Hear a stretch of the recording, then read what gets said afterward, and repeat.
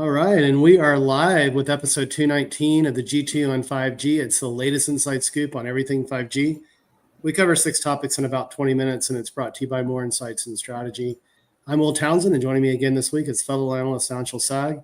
Let's get started with my first topic, and I want to talk about T-Mobile, and they are readying their plans for 5G Advanced in the United States. And this is actually a light reading article that our friend Mike Dano wrote after speaking with Ulf at T-Mobile. Now, one of the challenges is the whole definition of 5G Advanced, according to the 3GPP, is pretty vague and ambiguous. Broad.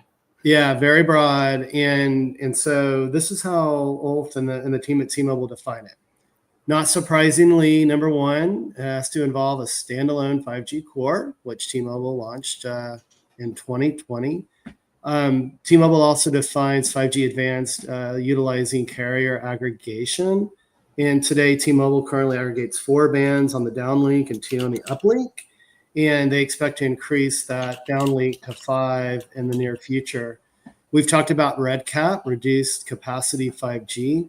T-Mobile includes that as part of what they're going to do with 5G Advanced. And then finally, this is something new to me. You may be aware of it, L4S, which is a technology, available on wired networks, but it's intended to reduce network latency and packet loss while maintaining high throughput, thereby improving real-time application performance. So there's really not a time frame on when this is going to occur, but T-Mobile has indicated that they've begun the process of deploying 5G Advanced. And from my perspective, this is their opportunity to put their foot on the accelerator, continue to leverage what they've done with standalone to drive new value and performance and flexibility within their network. And I know you caught this, my friend. What are your thoughts about all this? Is this a true definition of what we would consider 5G Advanced from your standpoint? I mean, I think 5G Advanced is going to actually carry a lot of weight in the future. Yeah. I think there's going to be a lot of features that will be added in the future. And it's really interesting because if you look at like all the new 5G modems that are out, they're not release 18 modems. They're release 17 modems with the release 18 features. So I think right now the problem with release 18 is it's not technically finished yet. So it's a little bit nebulous still. Mm-hmm. And I think once the standard is like fully released, then I think it'll be a lot easier to talk about, 5G Advanced a little bit more clearly. But yeah, I mean, I have no reason to believe that they don't have a release 18 network or they won't. Yeah. They've been the fastest to deploy most new standards. And, they probably have the largest standalone 5G network in the world. Yeah, for sure. So I wouldn't be surprised to see them leveraging that to deploy release 18. Mm-hmm. In terms of steps, I see release 15 was a big one. Yeah. Release 16 was a little bit less big.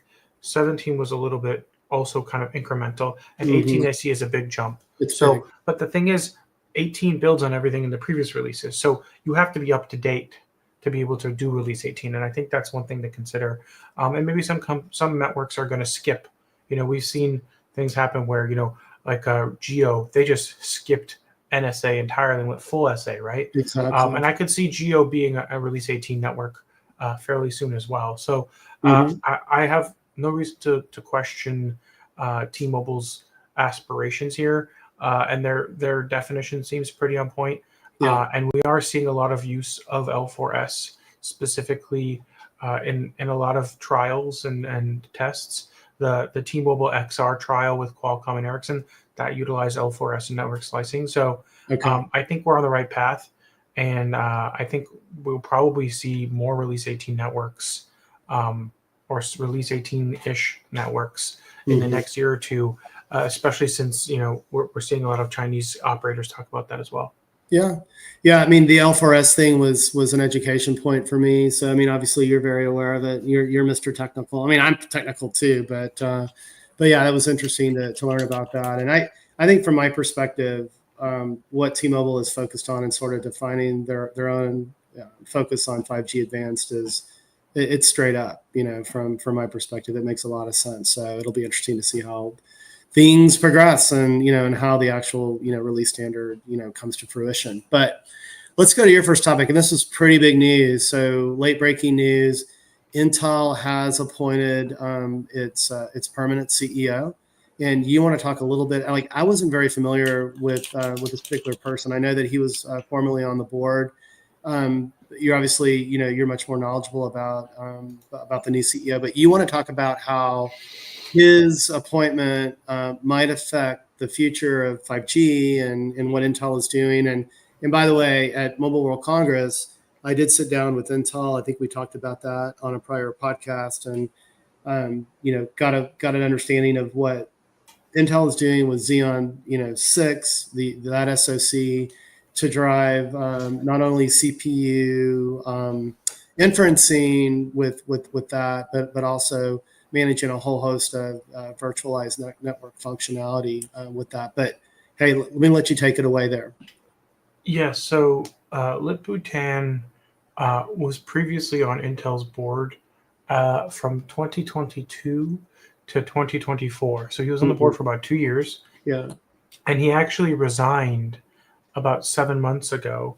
There wasn't a clear indication of why, but the timing was very close to when Intel's former CEO, Pat Gelsinger, was, I guess, asked to retire. I'm not really sure what the clear terminology there is, but did not finish the job. And I think a lot of people would have liked to have seen him finish the job. And Lip-Bu Tan actually left before that. So it's very interesting that Lip-Bu Tan is now the replacement for Pat Gelsinger. He's actually a little bit older than Pat. 65, right? Yeah, I looked at his age. Yeah. And the reason why that's relevant is actually because before Pat Gelsinger, Intel had a policy of forced retirement at 65. So it's interesting that this is beginning at 65. Yeah. But other than that, I would say he's one of the few people in the industry that has the experience of turning around a semiconductor company like he did with Cadence, but also having the ability to understand foundry and chip design, which he's very uniquely capable of doing. He served at Cadence as CEO from 2009 to 2021. So he was able to help that company recover its share price and its place in the market. And yeah, I just think that when you look at what's possible, I think there's very few people who have the experience and knowledge that he does. So I think he's the most qualified person for this job. And honestly, he was kind of at the top of the list for most people, including myself and our boss Pat. Yeah. Pat knows him well, right? Yeah. Yeah. And I just think that I'm more inclined to believe that he knows that Intel needs to stay the course. And if you look at where foundry and product are today, they're actually in a pretty good place. I think the biggest weakness that Intel has is on AI, specifically with AI in the data center, not so much on client. And that's actually where he has a lot of experience. And he's on the board of a lot of companies and has lots of experience in the AI investment as well.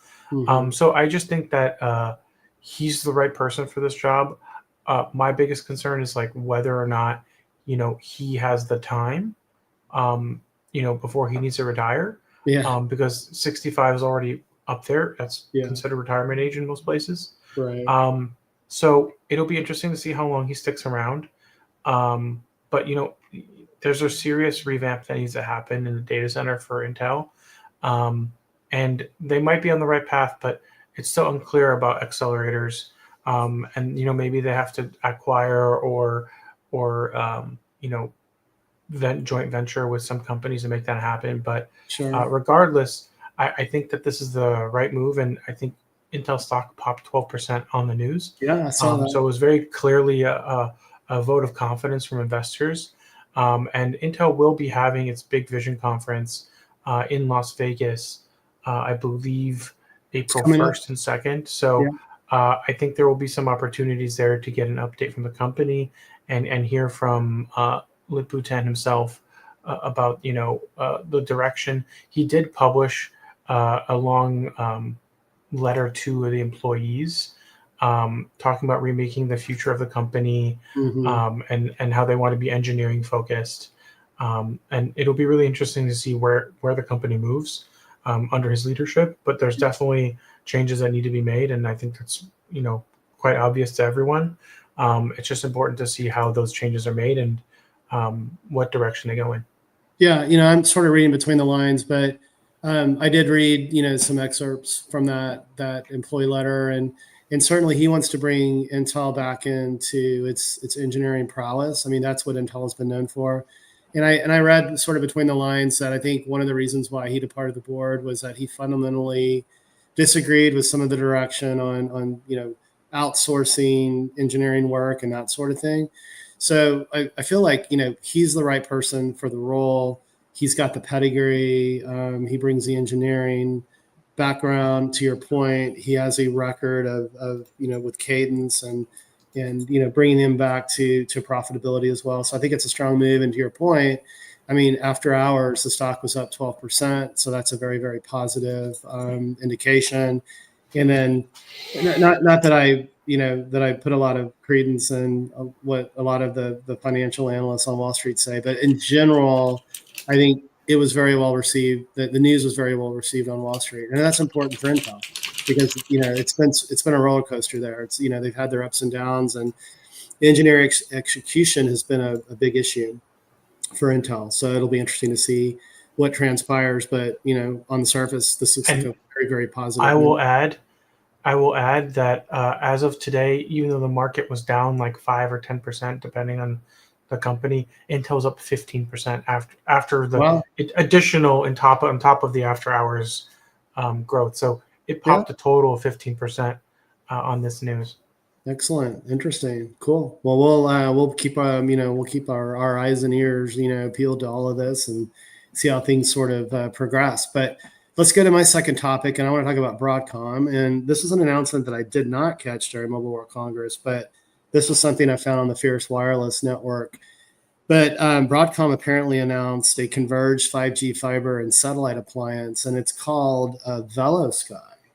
And what's interesting is that Broadcom is targeting this particular solution to help mobile network operators, communication service providers, supposedly recoup their investments in 5G and satellite. And it's targeting the enterprise needs for a converged architecture that can feed AI applications. And I read through the article, and from my perspective, I think the value in providing a single link for multiple network types could be potentially very compelling.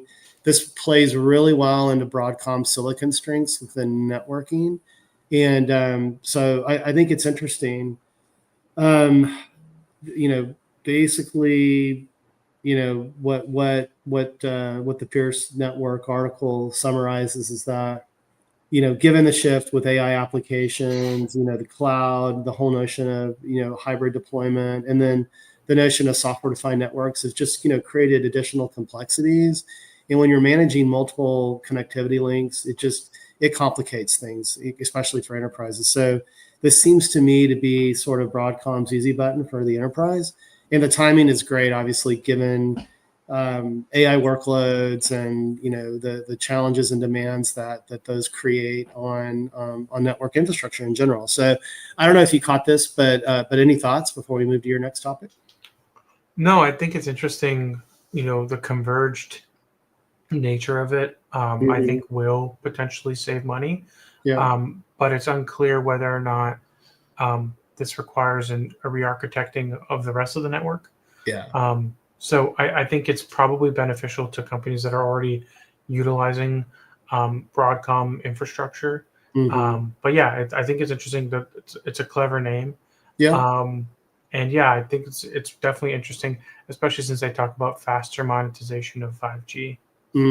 Yeah, and that's the classic rub, right? For operators that invest billions of dollars in licensed spectrum and infrastructure for each of these, these generational network topologies, and and finding opportunities to monetize beyond just simply access is super important. And there's tremendous potential, obviously, with AI as it moves hybrid, but I think the timing's great, plays very well into Broadcom's strengths, and so it'll be interesting to see how things play out here. But let's move to your second topic, and this is pretty interesting. I didn't catch it, so I'm interested to learn more from you about it. But you want to talk about Vodafone UK and Ericsson and the use of AI to actually reduce the energy consumption on 5G networks.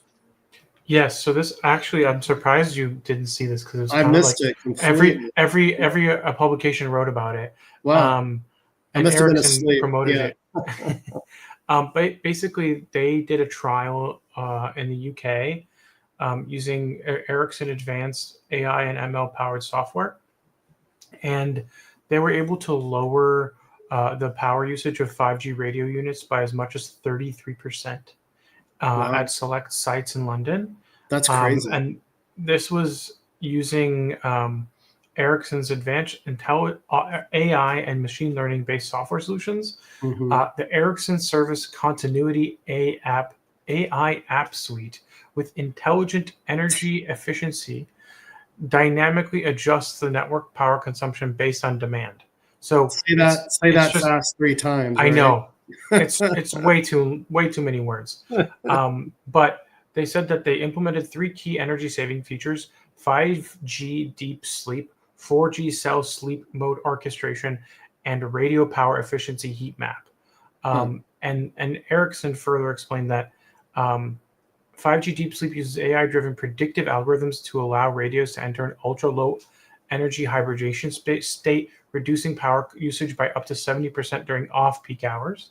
And then that 4G cell sleep mode orchestration does a behavioral model of network cells to fine-tune sleep parameters to ensure that power savings doesn't affect performance. And then the radio power efficiency map uses ML to create a visual representation of all the network cells, identifying and ranking underperforming sites for targeted efficiency improvements. So those are like the big 3 things that they were able to implement, and that's how they achieved these capabilities. They used Ericsson's antenna integrated radio 5322 and baseband 6651, and they use a Snapdragon X65 modem to RF system in the devices.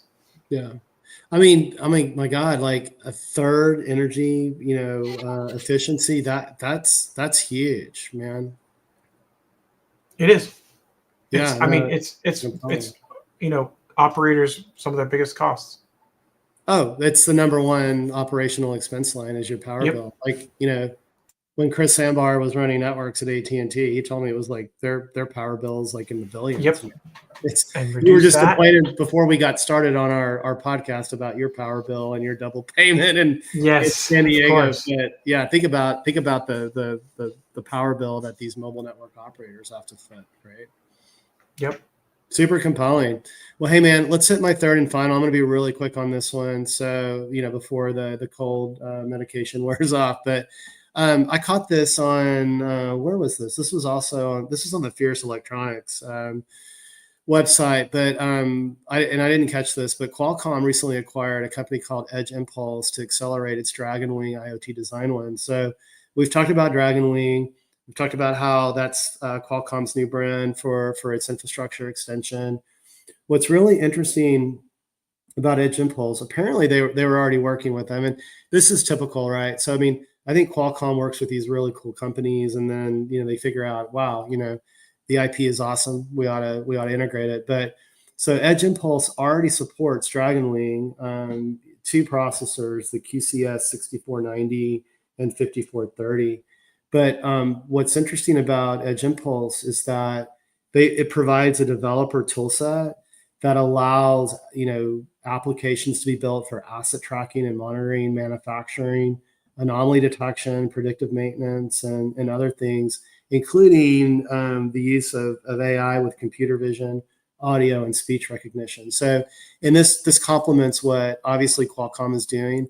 integrating, NPU and XPU functionality into its ASICs and its SoCs. And also, I think on a prior podcast, it was probably last year, you and I talked about how Qualcomm launched its AI Hub, which is designed to provide better inference performance with reduced model sizes and memory. So this is highly complementary to their overall IoT strategy. And from my perspective, Qualcomm dabbled there for a while, but now they're super serious, right? So new branding, a recent acquisition to really double down on IoT and compete with the likes of MediaTek and others in this space. So I don't know if you caught the news, but what do you think about all that?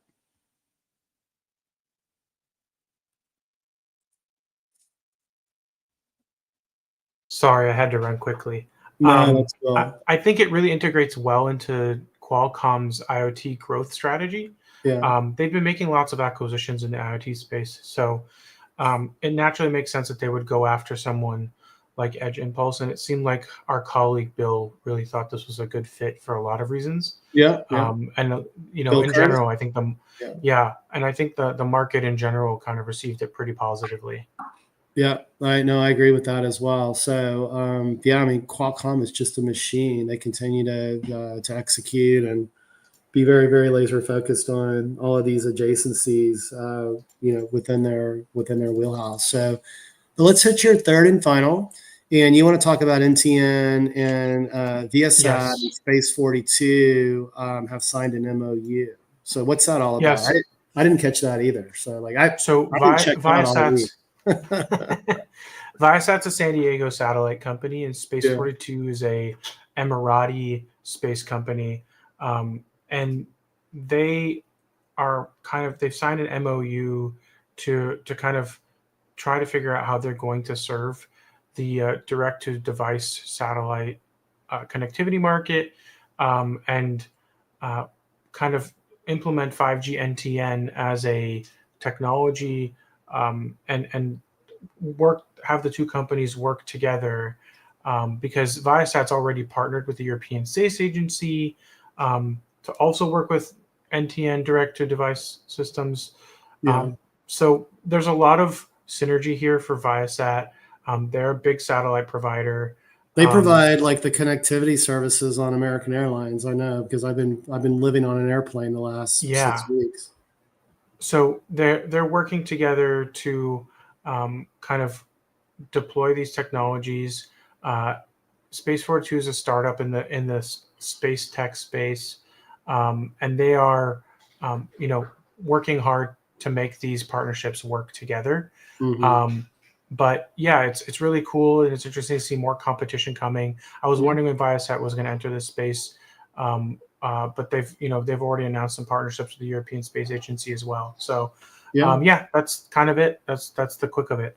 Yeah, and boy, I mean, the whole notion of NTN it's just going to continue to heat up. I think you're going to continue to see more entrants. And I think I mentioned this on our last podcast when Abel Avilian and I met, sort of towards the end of Mobile World Congress. But and I'll be publishing a Forbes article, by the way, that sort of captures my highlights and insights from the show. And I'm hoping I get that posted by the end of this week or very early next week. But one of the things that I go into a lot of detail about are the edge use cases that are beyond kind of what's considered kind of the standard fare for low Earth orbit satellite, which is terrestrial network gap coverage. And one of the things that Abel and I talked about was the ability to improve the whole broadband connectivity experience on aircraft, because I mean, it's shit today, right? I mean, I saw our illustrious leader, Patrick Moorhead, sharing something about a terrible experience he had on a flight. I don't know if it was American or Delta. And I popped for the internet, on my way back from Barcelona. It was less than ideal. I mean, we don't want people doing video calls on airplanes, obviously, but there's a tremendous opportunity to improve that overall experience and just a host of other use cases. So, I'm going to say it one more time. I've said it a million times on this podcast over the last nearly 5 years. Innovation, competition breeds innovation, and it's a good thing, I think, for the industry. So, but my friend, it was another great podcast. I got through it without coughing once. I think I'm over the hump here. I'm over the Spanish flu that I caught in Barcelona last week. But why don't you take us home? Absolutely. We hope our viewers and listeners found this week's topics interesting. If anyone out there would like to provide insights for a specific 5G topic for a future podcast, please reach out to us on social media. Will is at WillTownTech, and I'm at Anshel Sog. We hope you have a great weekend, and please tune in again next week. And rate and subscribe. And yeah, don't forget to rate and subscribe.